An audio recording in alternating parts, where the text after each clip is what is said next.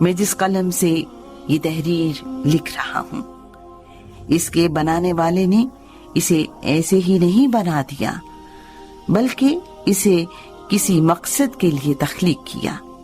بالکل اسی طرح اس پلانٹ ارتھ پر جتنے جاندار بے جان اشیاء پائی جاتی ہیں، ہر ایک کا کوئی نہ کوئی مقصد ہے۔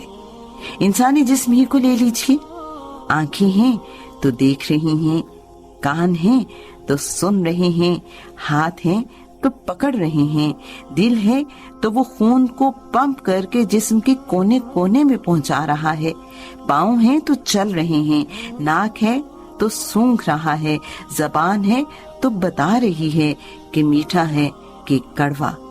الغرض ہیومن باڈی کا ایک ایک آرگن اپنے اپنے تخلیقی مقصد کو پورا کر رہا ہے۔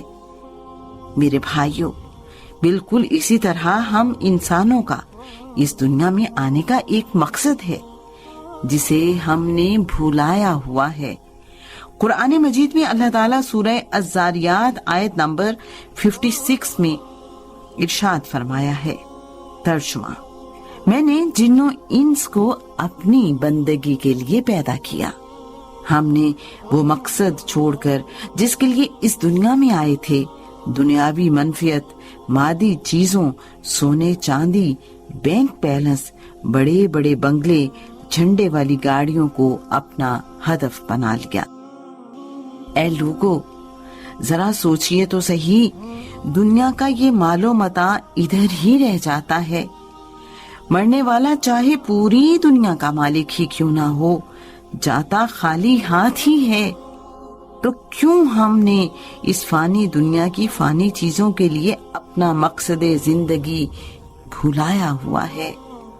سوچئے، اس گولڈن پیریڈ کو برباد مت کیجئے، ابھی وقت ہے، توبہ کیجئے، اسے منا لیجئے، وہ راضی ہو جائے گا۔ قرآن مجید میں اللہ تعالیٰ سورہ آل عمران آیت نمبر 30 میں ارشاد فرماتے ہیں کہ ترجمہ: جس دن ہر نفس اپنی کی ہوئی نیکیوں کو اور اپنی کی ہوئی برائیوں کو موجود پالے گا، آرزو کرے گا کہ کاش اس کے اور برائیوں کے درمیان بہت ہی دوری ہوتی۔ اللہ تعالیٰ تمہیں اپنی ذات سے ڈرا رہا ہے اور اللہ تعالیٰ اپنے بندوں پر بڑا ہی مہربان ہے۔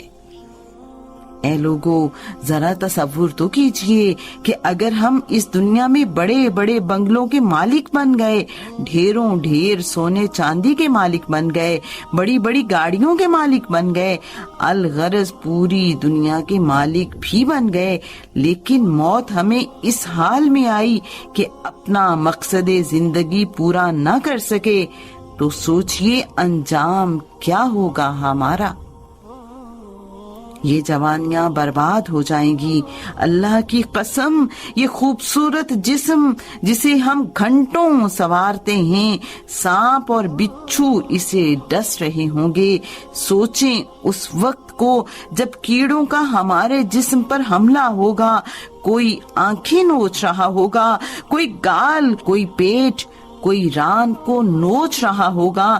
یہ خوبصورت بال جنہیں سنوار کر رکھتے تھے، یہ جڑ رہے ہوں گے، یہ جسم مٹی میں مٹی ہو جائے گا، ہڈیوں کا ڈھانچہ رہ جائے گا، اور ایک وقت وہ بھی آئے گا کہ یہ ہڈیاں بھی چورا چورا ہو جائیں گی۔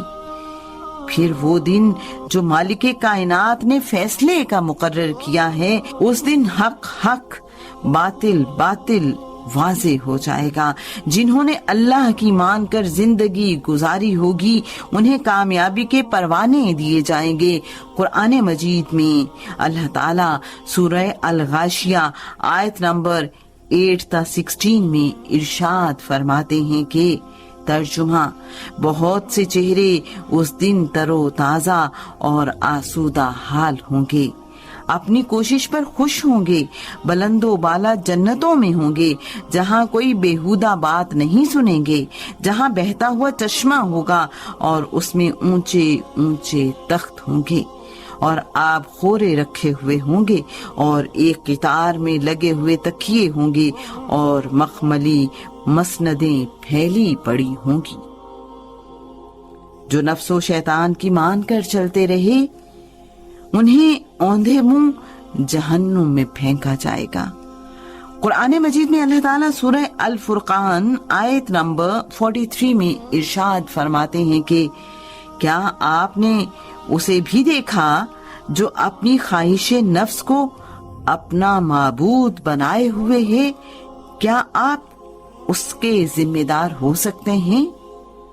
قرآن مجید میں اللہ تعالیٰ سورہ الدخان آیت نمبر 40 تا 48 میں ارشاد فرماتے ہیں کہ یقیناً فیصلے کا دن ان سب کا طے شدہ وقت ہے۔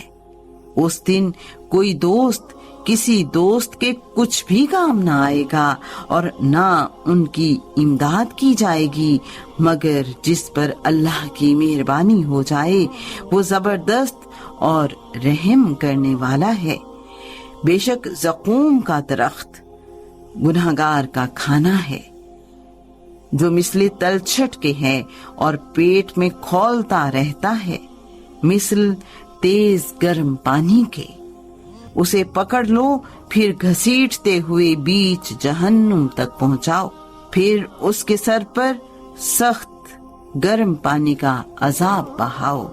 تو فیصلہ میں نے اور آپ نے خود کرنا ہے کہ زندگی کو قرآن اور سنت کے مطابق گزار کر ابدی جنت کا وارث بننا ہے کہ نفس و شیطان کی مان کر جہنم کا ایندھن بننا ہے۔ اس لیے سوچئے، فیصلہ کیجئے۔ ہمیں اللہ پاک توفیق عطا فرمائے ایسی زندگی گزارنے کی جیسی وہ چاہتا ہے۔ آمین یا رب العالمین۔